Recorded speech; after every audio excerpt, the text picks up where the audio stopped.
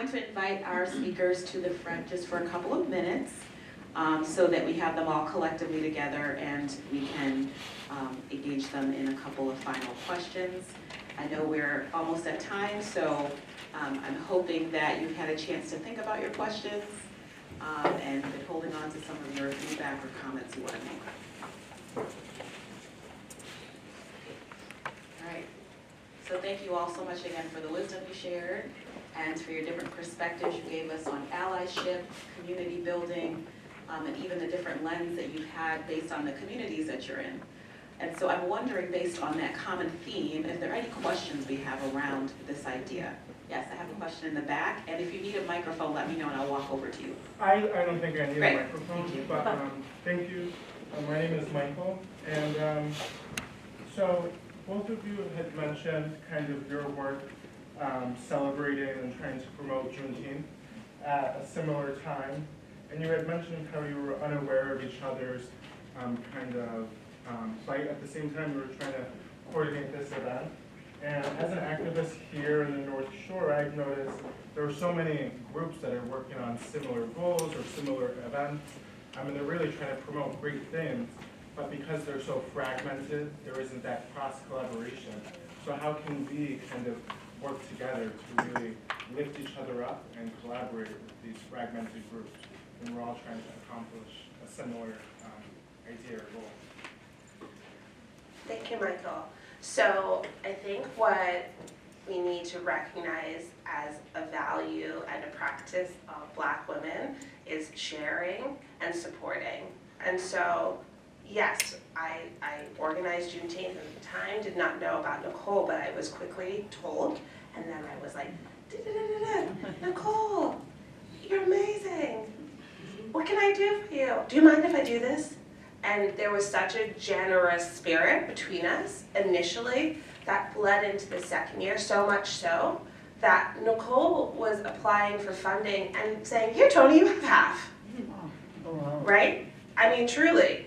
And even just not in terms of Juneteenth, but when I first met Kat, it was at an event organized by another amazing young woman she runs an organization called Outside Mind. Check it out. And Kat was the facilitator and gave her guiding principles, and I introduced myself and I said, can I borrow some of those guiding principles and then I'll give you credit? And of course Kat was like, absolutely. So that's continued to this year where I'm organizing Juneteenth and Nicole's organizing Juneteenth, and we were like, what day are you doing it so I can come to yours, and then I'm doing it the next day so she can come to ours, and you know, like the collaborators and the contacts we use, we share. I'm like, oh, did you reach out, did you hear about this person? So, you know, that is the practice that I think is what we offer historically, is that community, and I think collaboration is key. And my answer would be that we need to look for each other.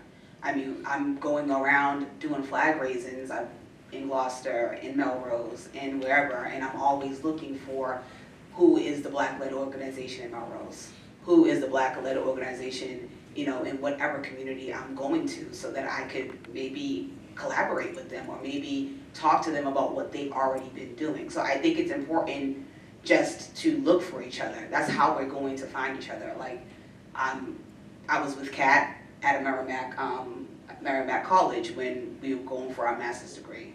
And like Tony said, she reached out to me because she heard, oh, there's somebody doing Juneteenth things, you know what I mean, in a different community. Let me find out if I can, you know, do more. And then when we reach out to each other, we need to embrace each other.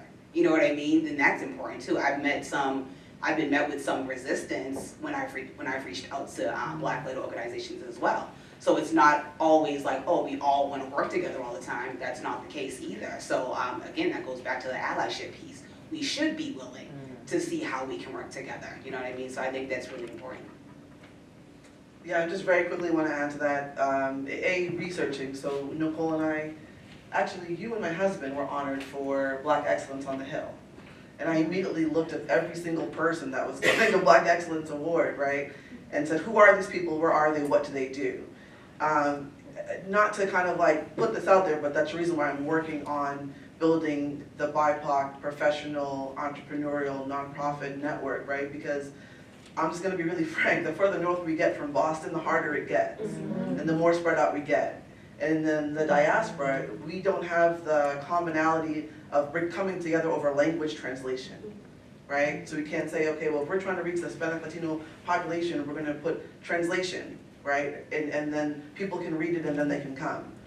It doesn't work the same way, right? So there is a missing fabric, although there's this assumption in society, right, that we're all going to the same places, that we're all going to the same churches, you know, but that's not a thing in the diaspora, right? So there does need to be more intentionality, I would say, in regards to trying to build a framework for folks who want to share, who want to do the work together, and who are willing to share their knowledge across sector. Like, I might not have the same expertise, I don't, in regards to, you know, histories and museums. And so if there's something that's working for me in any of these two, I'm gonna reach out and be like, sis, I got some work, are you available, right? Is this something we can do together to try to help foster that, because that's what strengthens it, but there is a real fragmentation, right? So that's a thing, yeah. Okay, well, thank you for that really great question. And I think, you know, one of the points I want to make as we're closing is Nicole and I have had this conversation with an organization like the NAACP, which is a juggernaut and national. What people don't often understand is the reason that organization is large and powerful is because it operates with field units. There are units in the community doing work. And we immediately agreed and understood that we don't compete with one another. There isn't any shortage of issues that we share in common that we are concerned about, and there's no limit to the amount of hands that need to help dismantle systemic racism and the outgrowths of that. And so the takeaway as well is allyship, even among our organizations, is critical. And even the things that you gave as examples of sharing funding, sharing cross-promotion, cross-collaborative opportunities.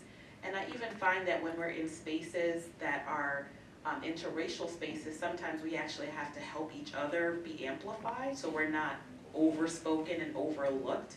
And that's another thing that we do for one another. Because sometimes, as like you said, further north and there's less of us, sometimes even in spaces where we are convening, we can be overshadowed in those spaces, even trying to lead the discussions or the organization. So, so I applaud you all for all of the work that you are doing and continue to do. I hope that you take note and look up and support these organizations and these women. There are certainly more, and if you go to the Juneteenth website, Nicole is amazing at collating and organizing all of us to know where to go. So please support that work. Be a member, do what you can, and I want to thank you all for coming here again today and sharing your stories.